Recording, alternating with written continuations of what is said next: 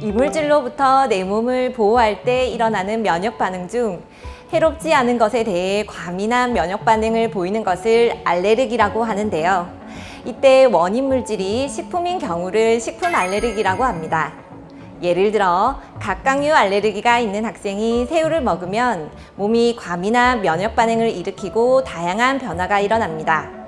가려움, 붉어짐, 두드러기, 부종 등이 일어날 수 있고 소화기에 이상이 생기거나 호흡기에도 반응이 오기도 합니다.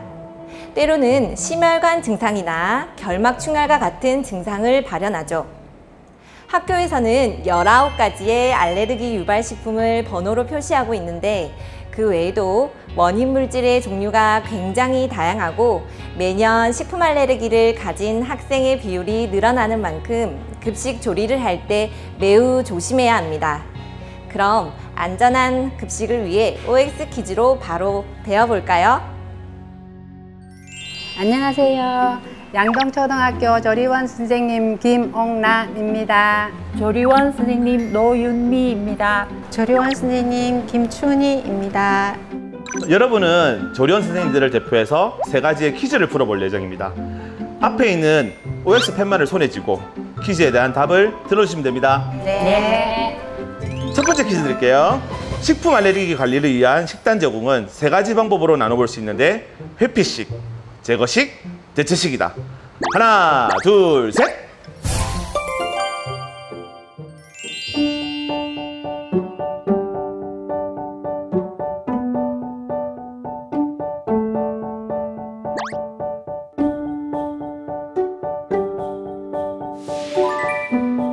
첫째, 회피식은 화면에서 보였던 것처럼 원인 식품이 포함된 식단의 섭취를 제한하는 방식입니다.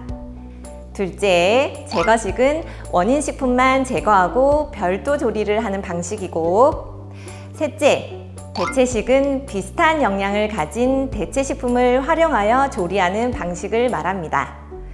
방금과 같은 경우 대체식이라면 달걀 대신 두부를 제공할 수 있겠습니다.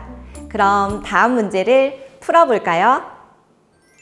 급식 메뉴에 알레르기 유발 식품이 있어 대체식을 준비할 때는 기존 식당을 모두 조리를 한 후 따로 알레르기 유발 식품을 조리한다. 하나, 둘, 셋! 같이 조리하면 안 되니까 따로 조리해야 될 것 같은데. 그건 맞는 말인데 원인식품이 조리기구에 먼저 접촉이 되면 안 되니까 X가 정답일 것 같아요.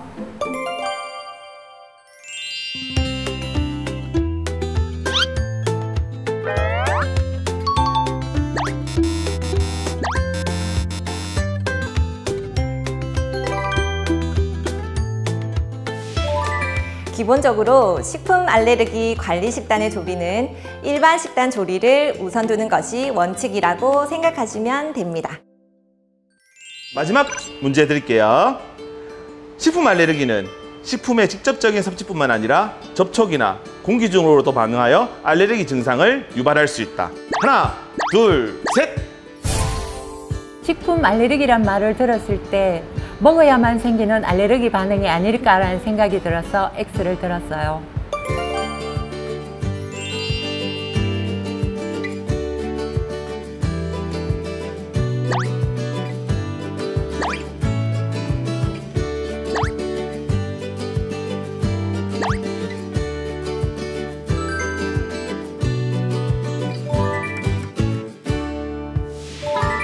식품 알레르기는 접촉과 공기로도 반응하여 알레르기 증상을 유발할 수 있기 때문에 조리도구와 배식도구는 별도로 사용해 주어야 합니다. 지금까지 조리원 선생님들이 유의해야 할 상황들을 지켜보았는데요. 이와 같은 식품 알레르기 관리를 통해 학생들의 건강한 성장을 지원하고 안전한 학교 급식을 운영할 수 있습니다. 그런데 식품 알레르기 증상 중에 생명을 위협할 수 있는 심각한 증상인 아나필락시스가 있는데요. 아나필락시스에 대해 조금 더 알아보겠습니다. 제 앞에는 다양한 식품 알레르기 유발 물질들이 있습니다. 이를 섭취하게 되면 심각한 경우 아나필락시스와 같은 응급 상황에 놓일 수도 있는데요. 이 경우 몇 분 안에 사망하는 경우가 있으니 특히 조심해야 합니다. 제일 먼저 119에 신고를 하고 구급차를 불러야 합니다.